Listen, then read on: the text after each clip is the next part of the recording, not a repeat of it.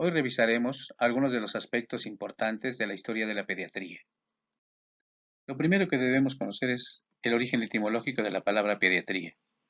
Esta proviene de las raíces griegas paidos, que significa niño, y iatrea, que significa curación, por lo que etimológicamente significa la curación del niño. Pero una definición más extensa nos dice que la pediatría es la rama de la medicina que se encarga de estudiar el crecimiento y desarrollo de los niños desde su concepción hasta que terminan su adolescencia. La pediatría además se encarga de la prevención y tratamiento de sus enfermedades.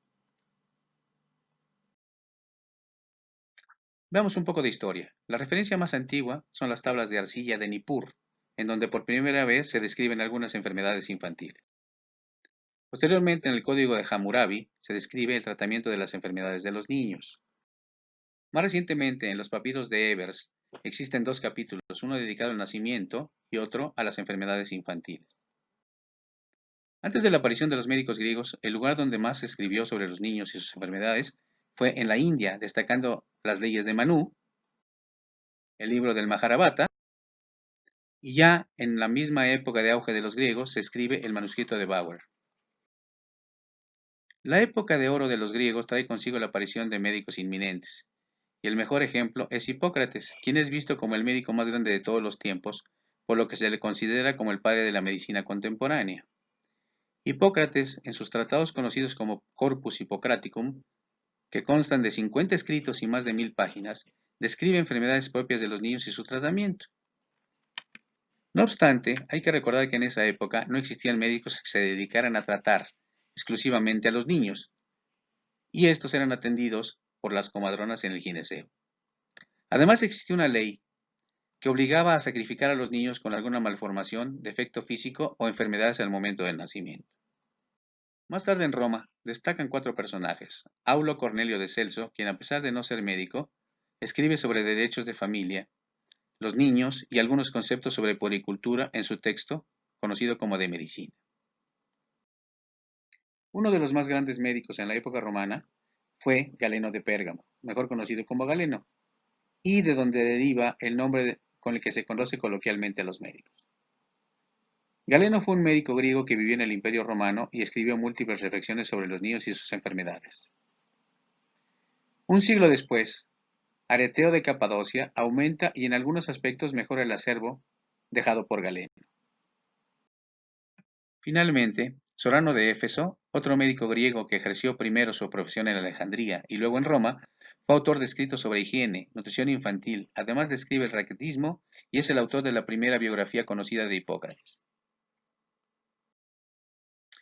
Otro pueblo al que le debemos una gran cantidad de conocimiento sobre pediatría es el de los árabes, quien al igual que los griegos no contaban con médicos que atendieran a los niños, por lo que eran atendidos por las comadronas. No obstante, lograron importantes avances en la medicina infantil, como la descripción del sarampión y la viruela, hechos por Al-Razi, mejor conocido como Rasés. Otro de los grandes médicos árabes fue Abu Ali Avicina, mejor conocido como Avicena, uno de los médicos más importantes de esa época, cuyo canon escrito en el siglo X fue utilizado como libro de texto hasta la Edad Media. Vayamos ahora a Europa, donde se funda el primer hospital infantil en el año 748.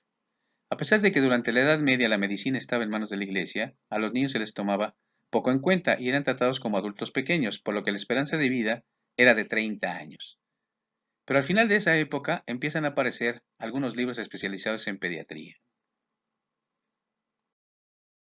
Al terminar la Edad Media, en el año 1540 se publica el primer libro de enfermedades hepáticas y en 1545 el primer libro de pediatría en idioma inglés.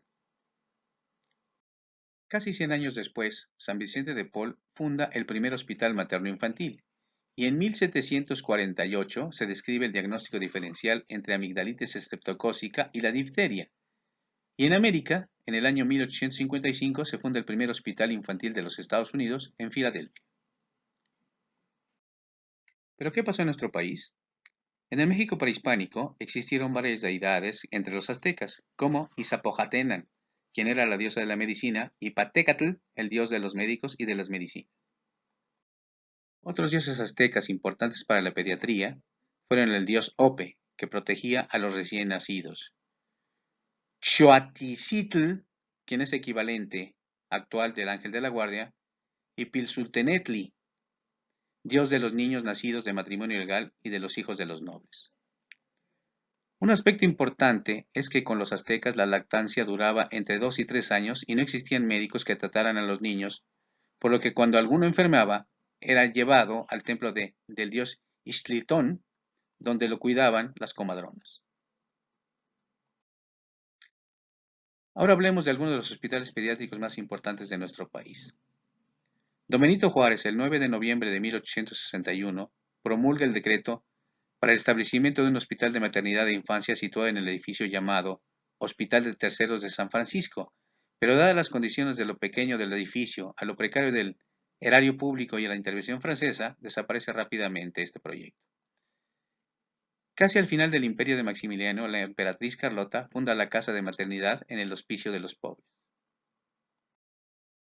Después de que México recupera su independencia, en 1869, el doctor Ramón Pacheco funda el Hospital Maternidad e Infancia, fusionando el Hospital San Andrés y la Casa Cuna.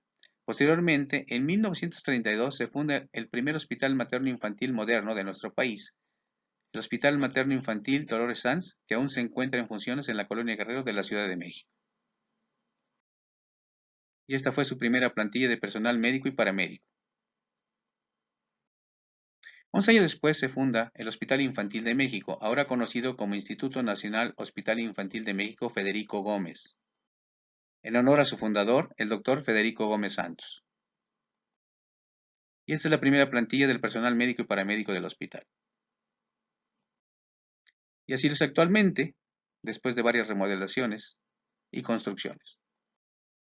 El siguiente hospital importante en fundarse es el Hospital Pediátrico Azcapotzalco, quien fue el primero en su tipo en los servicios médicos del Distrito Federal. Y así luce actualmente. El Instituto Mexicano del Seguro Social en el año 1961 termina de construir el Centro Médico Nacional, una obra originalmente perteneciente a la Secretaría de Seguridad y Asistencia, ahora Secretaría de Salud, pero que por razones económicas terminó siendo comprada por este instituto, y dentro de este conjunto de hospitales se crea el Hospital de Pediatría del Centro Médico Nacional, el cual fue demolido después del temblor del 19 de septiembre de 1985.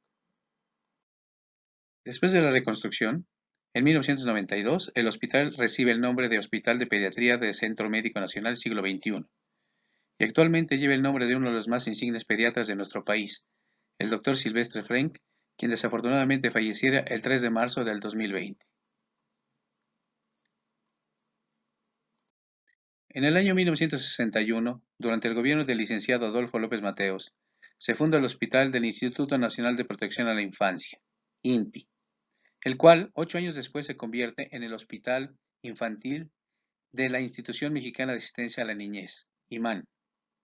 Posteriormente, al ser fusionado el INPI y el IMAN, se funda el Sistema Nacional para el Desarrollo Integral de la Familia DIF, y el hospital es conocido como el Hospital del DIF.